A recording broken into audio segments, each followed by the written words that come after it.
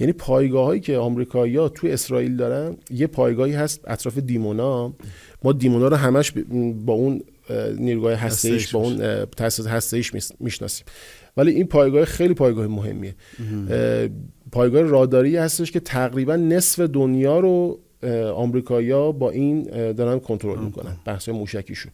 یعنی از چین، این برای خطر چینه، در از چین اگر موشکی بلند، یک پایگاه مشترکه به این معنی که توی اسرائیل ولی مدیریتش با آمریکایی‌هاست، واگذار شده با آمریکایی‌ها. البته آمریکایی‌ها اطلاعاتی که مورد نیاز باشه به اسرائیل میدن از طریق این پایگاه. مثلا تو همین وعده صادقه 1 و 2 از این سامانه هم استفاده کرده بود.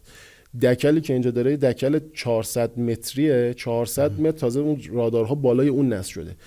برج میلاد ما همین هولو، شما حساب کنید یه برج میلاد وسط بیابون هم هست، یه برج میلاد زدن بالاش تازه توسط راداری.